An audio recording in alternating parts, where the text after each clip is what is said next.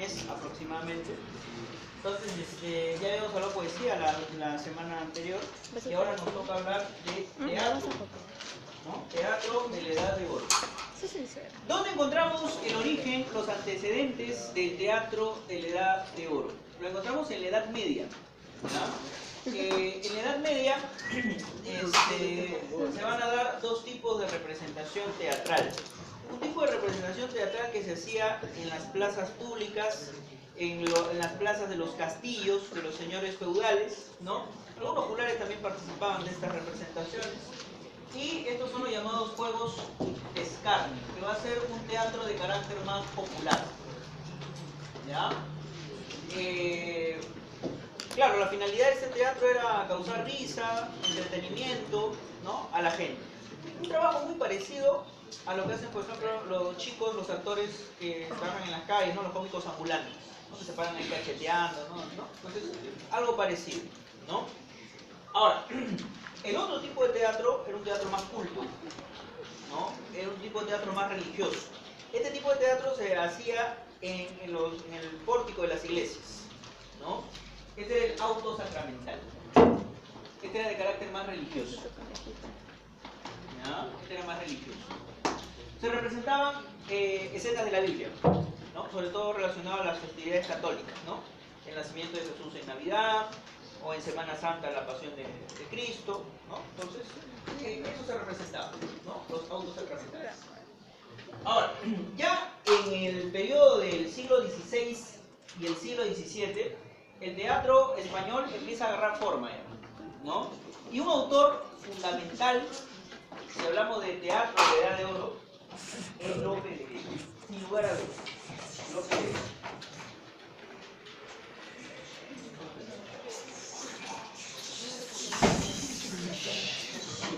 Ahora, mira, escuchen. Lope de Vega es considerado el padre del teatro nacional español. Es el personaje que le va a dar forma al teatro español, ¿ya? Él es el creador del drama. Él fusiona la tragedia y la comedia, ¿ya? Claro, la llamada tragicomedia o drama, ¿no? Precisamente. Ahí está. Porque antes de Lope o bien habían tragedias o bien comedias, ¿no? Lope la fusiona, las dos, ¿no? ¿Qué más tenemos? En estas obras del teatro español de la Edad de Oro no se respetan las unidades clásicas. Recordando un poquito los conceptos que ya hemos trabajado, cuando hablamos de unidades clásicas, unidad de tiempo, acción y espacio. Lo que propuso Aristóteles, ¿no?, cuando analizó la obra de Edipo Rey, ¿no? Ahí está. Estas unidades no se respetan acá. Los autores españoles buscan darle mayor desarrollo al argumento de sus obras, tal como ocurre en el Cuento de Juna de Lope de Vega o en el caso de La vida y sueño de Calderón de la Barca. Acá hay doble trama. Una historia que es la principal, que gira en torno a Segismundo, que es privado de su libertad, y la otra historia secundaria que gira en torno a Rosaura, esta chica que ha sido deshonrada, ¿no?, que ha sido engañada por un hombre, ¿no? Ahorita vemos a Rosaura. ¿Qué más tenemos? Lope de Vega es el creador de un personaje tipo, el llamado gracioso, ¿no? El personaje tipo es el personaje que cumple un rol en la obra de teatro, ¿no? El Cuento de Juna de Lope de Vega, el gracioso era Mengu, ¿no? Ustedes de repente ya han leído Cuento de Juna. Y acá, ¿qué me olvidé poner acá? Acá en la vida de sueño, el personaje es precisamente el personaje de Clarín. Voy a ponerlo acá Clarín, ¿ya? Acá lo ponemos a Clarín. Clarín es el gracioso. Ahí está. Muy bien. ¿Qué más tenemos por acá, profe? A ver. El uso de la polimetría. Polivarios. Metría, medida. O sea, varias medidas en cuanto al manejo del verso. Las obras, aquí en esta etapa, están escritas en verso. Tú revisas Cuento de Juna, está escrito en verso. Revisas La vida y sueño de Calderón de la Barca, que está escrito en verso, ¿ya? La variedad temática también, ¿no? Autores como Lope de Vega son más históricos, más nacionalistas, más populares, ¿no? Y en el caso de Calderón de la Barca, su teatro es más filosófico, más reflexivo y más religioso. ¿ya? Entonces, la variedad temática aparece aquí en este periodo. Nosotros nos vamos a centrar en Calderón de la Barca, ¿ya? No en Lope de Vega.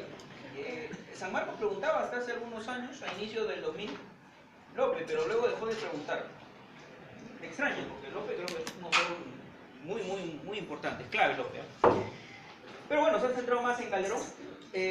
Cuando hablamos de Calderón de la Barca, destaca en el auto sacramental, el tipo de teatro religioso, ¿no?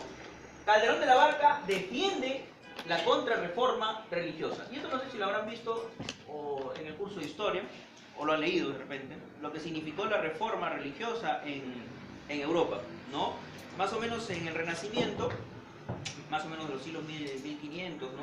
1600, hay un sector de la Iglesia Católica que se divide, sobre todo la iglesia que estaba en Alemania y la que estaba en Inglaterra, ¿no? Y se convierte esa iglesia cristiana católica en la iglesia protestante, ¿no? En Alemania la imagen más visible es la del sacerdote Martín Lutero, ¿no?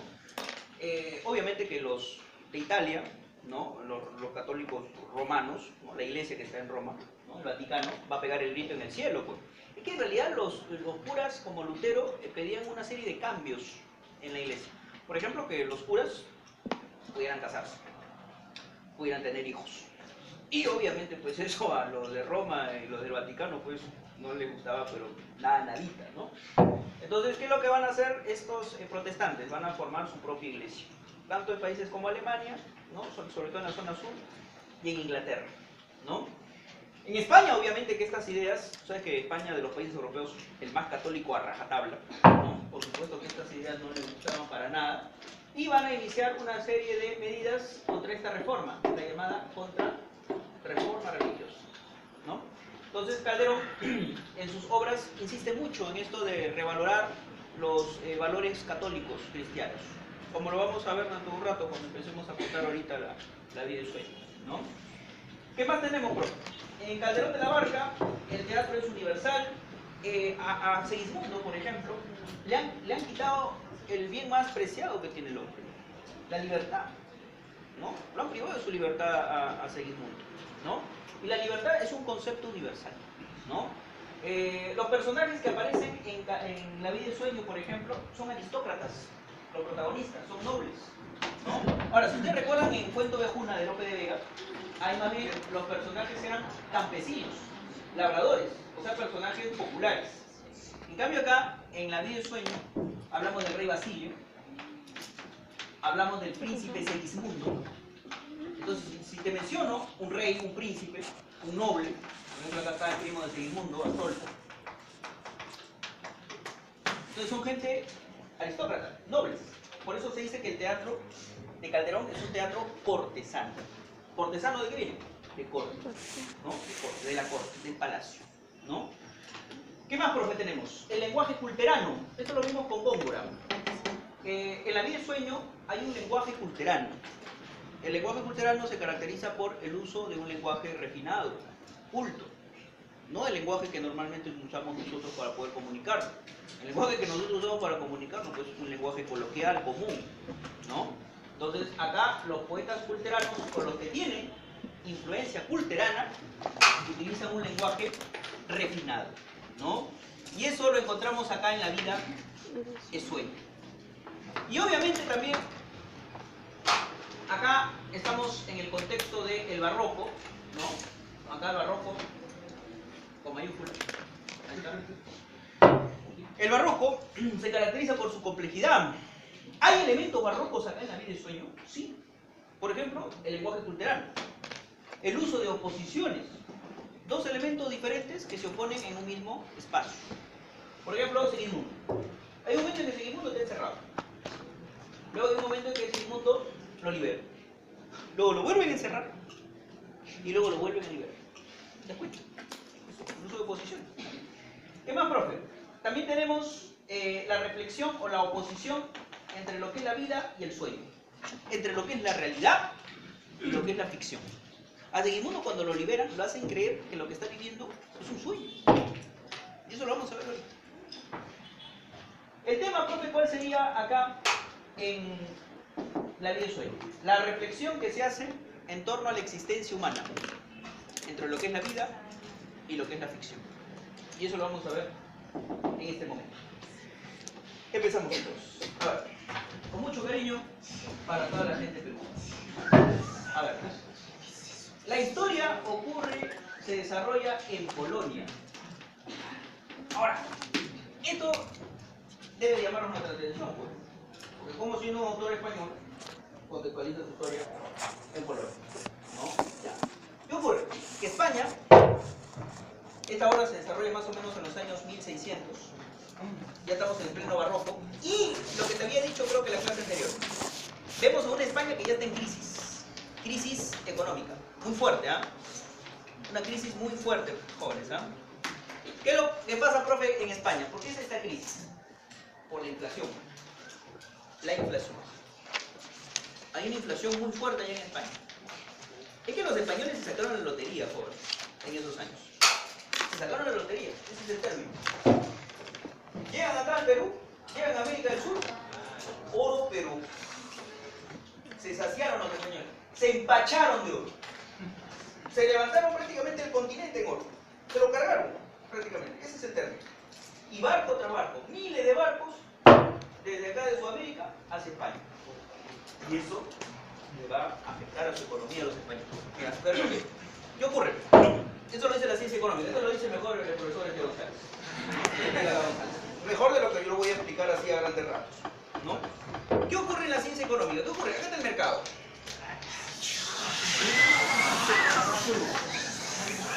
Yo la verdad no sé, uno cuando habla de literatura tiene que hablar de filosofía, de economía, tiene que actuar, y cobra lo mismo. Bueno, mira, ¿qué ocurre cuando hay mucho dinero en el mercado? El dinero empieza a perder su valor, empieza a depreciarse. Como el dinero empieza a depreciarse, los precios empiezan a subir. Y cuando los precios empiezan a subir, ahí se da la inflación. Y cuando empiezan a subir los precios, al rico ni le va ni le viene. Al rico como si nada, porque tiene plata, pues. No le afecta al rico la inflación.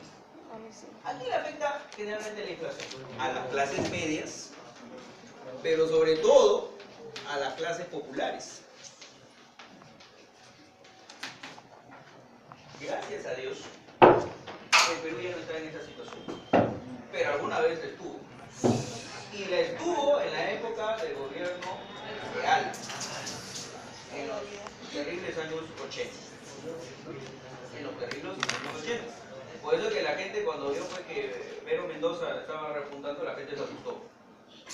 Porque Vero Mendoza en materia económica, bueno, en realidad la izquierda en materia económica, y aquí no quiero ser un poco duro, pero cuando a la izquierda le ganan de economía, trastabilla un poco. Está volando. Vuela. En temas sociales, el discurso de izquierda creo que es muy justo y muy generoso, creo yo. Pero cuando hay que hablar de cuestiones de economía, trastabillan un poco. Se chocan. Por supuesto que acá la gente en el Perú recuerda los 80 y no quieren volver a repetir ese capítulo. Por eso, en segunda vuelta, es que tienes a dos candidatos que defienden el sistema económico, ¿no? Y ya, gracias a Dios, Kuczynski, ¿no? Menos mal. Ahora,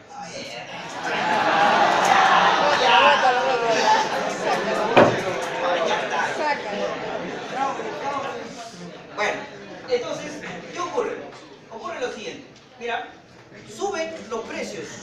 Esto a los ricos no les como si nada, Tienen plata, tienen dinero, no pasa nada. Ahorita, ¿quién está en esta situación, por ejemplo, de una inflación pero terrible? ¿Qué hay escasez? Venezuela. Por las medidas chavistas. Por las medidas económicas de chavistas. Por eso Venezuela es. Que no vengan a echarle la culpa, no, Estados Unidos tiene la culpa. No. Tienen que ver, analizar de manera así objetiva. Eso es por culpa de las medidas de chavistas. Tan simple como eso, hablando objetivamente. ¿Ah? Bueno, entonces, ¿qué ocurre, profe? Eso le pasaba a España en esos años. ¿Por culpa de qué? Empezó a haber un montón de dinero. Dinero. Y eso es lo que ocurrió. Mucha escasez, mucha miseria. Y los autores españoles en vez de hablar de su realidad, prefieren hablar de otras realidades. Mejor, como dice Calderón, hablamos de Polonia. De cualquier otra cosa, mejor que hablar de España. ¿Ya? Entonces, ¿qué ocurre acá, profe? Ocurre lo siguiente. La historia comienza así. Y acá sí entramos ya en literatura. Acá sí entramos ya en literatura. Este rey Basilio es el rey de Polonia. Y aparte de ser rey, es astrólogo. Ajá. ¿Qué es un astrólogo? ¿Qué es la astrología, profe? Bueno, la astrología es una seducción. No confundir con la astronomía. ¿Qué es la astrología? No sé. La astrología son los individuos que empiezan a especular en torno al destino, el horóscopo, ¿no? Eres Leo, eres Cáncer, eres Virgo. Empiezan a decir, ¿no? Te va a ir muy bien hoy día. Te va mal. Te va a ir regular. Te va bien. Entonces, no es una ciencia exacta la astrología, es una pseudociencia. Entonces, este rey, ¿qué es lo que ha dicho? Que ha observado los astros, los planetas, el movimiento de las estrellas, etcétera, etcétera, y ha confirmado algo, que su hijo, Segismundo, va a ser un mal gobernante. El destino señala que este muchacho va a gobernar Polonia muy mal. Va a ser un tirano. Va a gobernar con mano de hierro Polonia. En consecuencia, el rey, muy preocupado por lo que le pueda pasar a su país y a sus súbditos, decide encerrar a Segismundo en una torre. Y ahí está.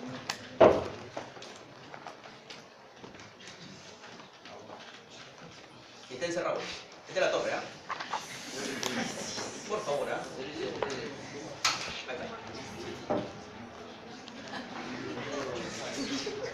Ahora, pero ¿cómo arranca la historia, profe? Al inicio de la historia, ¿qué es lo que pasa? Que llega esta chica llamada Rosaura acá a Polonia. Esta chica viene siguiéndole los pasos a un noble llamado Astolfo. ¿Y por qué, profe, está que lo sigue Astolfo? ¿Qué ha pasado? Que lo que pasa es que esta chica ha sido deshonrada por Astolfo. ¿Qué es lo que pasó? Esta chica se enamoró de Astolfo. Este Astolfo le prometió todo. Le prometió que se iba a casar con ella. Su palabra de hombre. ¿Pero qué pasó? La chica se entregó y el hombre Astolfo, una vez que ya satisfizo sus necesidades masculinas, la dejó abandonada. Eso no puede ser con una mujer, pero tampoco no prometas nada. Ya no prometas nada, quedas un poco mejor.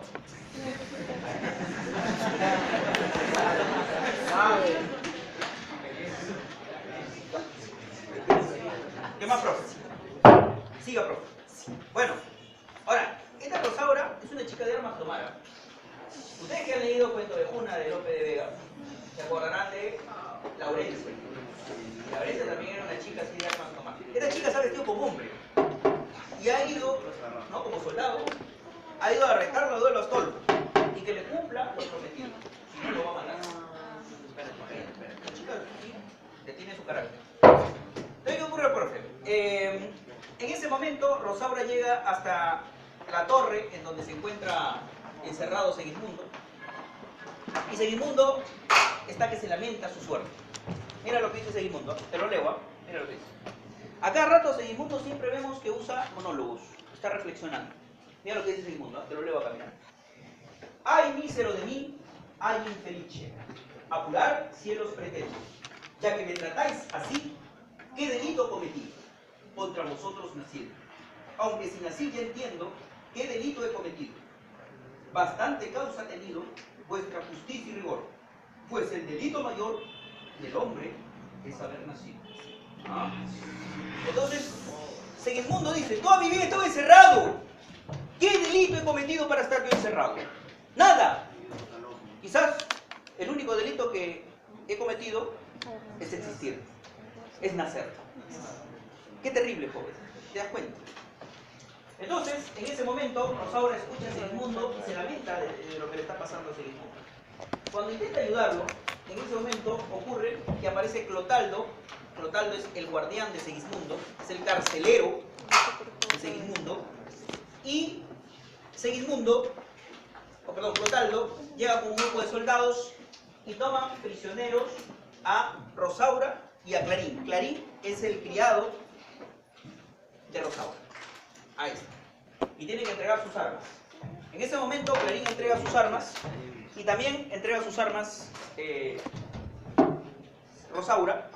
Y Clotaldo nota algo en la espada de Rosaura. Nota una marca, una seña. Y esa seña pertenece a la familia de Clotaldo. Y Clotaldo se acuerda que hace muchos años atrás él tuvo una relación amorosa con una mujer llamada Violante, ¿no? Y le entregó, en recuerdo de esa relación que tuvieron, su espada. ¿Qué ocurrió? Que Violante salió en estado de Rosaura y en consecuencia esta Rosaura es hija de Clotaldo. Y Clotaldo está en un dilema, en un problema tremendo, porque el rey le ha dicho lo siguiente: todo aquel que sepa de la existencia de Segismundo tiene que morir. Pero por otro lado está su deber de padre, y todo padre debe defender a su hijo o a su hija. ¿Qué es lo que hace Clotaldo?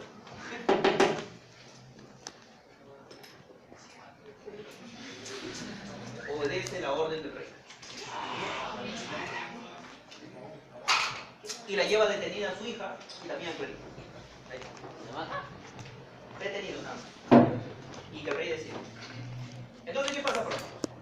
Se lo lleva y en ese momento, en otra parte de la obra, vemos que Basilio, el rey, está conversando con Astolfo. Ya hace un momento te he mencionado que Astolfo es sobrino de Basilio. Basilio tiene dos sobrinos. Él tuvo dos hermanas, que cada uno tuvo un hijo. La hermana mayor de Basilio fue la mamá de Astolfo. Y la hermana menor de Basilio tuvo una chiquita llamada Estrella. Bueno, ni tan chiquita, ya una chica casi. Ahora, este Astolfo, Estrella y Segismundo, entre sí los tres son primos. Voy a repetir despacio, ¿no? Porque creo que un joven... No. Sí. Entonces, ¿qué ocurre, profe? Ocurre lo siguiente. Astolfo tiene planes. ¿Cuál es el plan de Astolfo? Él ha ido desde Moscovia, donde conoció a Rosaura. No me digas dónde, me pregunto dónde queda Moscovia, ni yo mismo sé. Probablemente Calderón tampoco. Pero seguramente es una región cercana a Rusia, probablemente. Porque Polonia y Rusia son casi frontera, ¿no? Más o menos, ¿no? Entonces, ¿qué ocurre? Ocurre que él viene desde Moscovia, él ha nacido allá, Astolfo, y ha venido a Polonia para conversar con su tío, para decirle que él está dispuesto a ser su sucesor. Él sabe que su tío no tiene hijos, aparentemente. Entonces le conversa a su tío sobre sus planes. Basilio le dice: está bien, sobrino, que tú tengas tus expectativas, tengas tus ambiciones, ¿no? Quieres ser mi sucesor. Claro, estás en tu derecho. Pero tengo que decirte algo. Yo tengo un hijo. Tío, hijo, yo no te conozco, hijo. ¿De dónde le sacó un hijo? Lo que pasa es que tengo un hijo que se llama Segismundo. Está encerrado en una torre. Ahí lo tengo. Y le cuenta lo que te he mencionado, el tema de la astrología y el tema del destino, etc.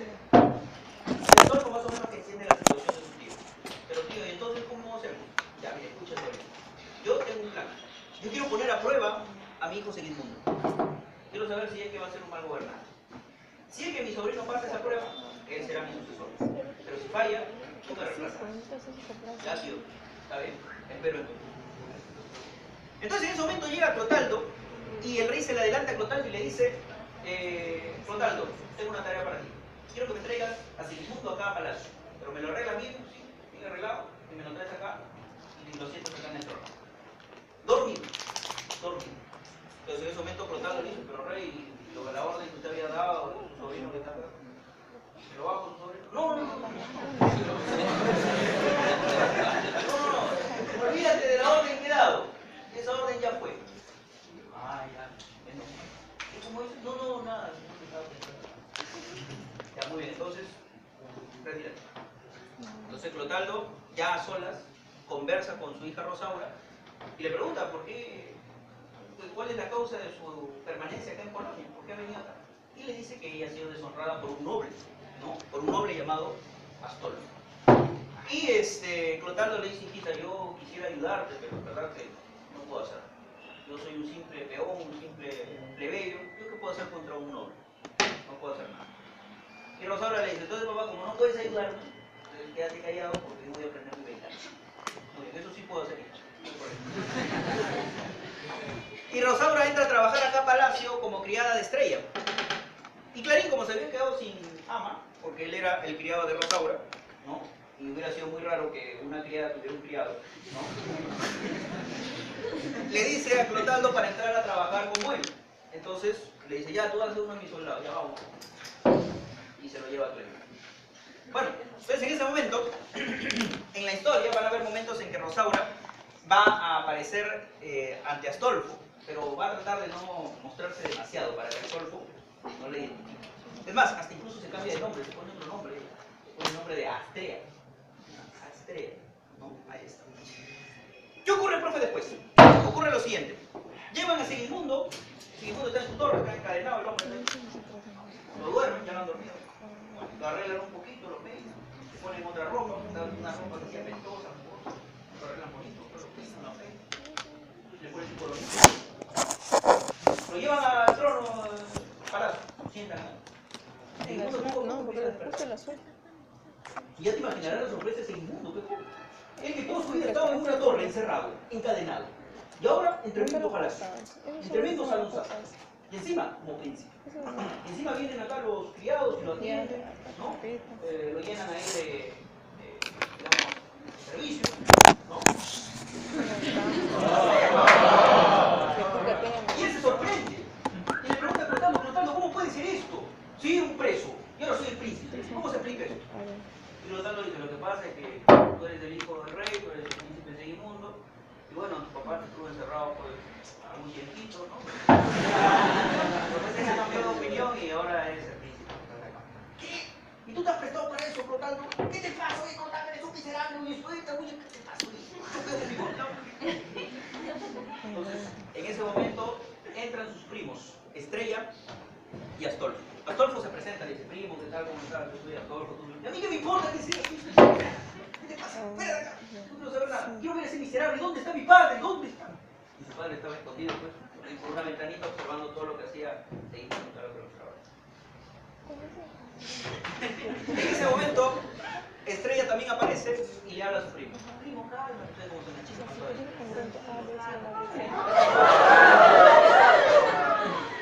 Segismundo la queda mirando a la prima y la prima dice algo, por favor.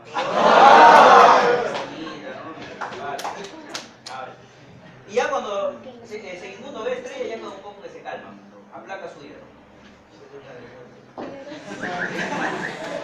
Prima, ¿cómo dice que se llama? Yo soy de su prima Estrella. Estrella. Eres como el sol que ilumina acá todo este lugar. Linda, linda.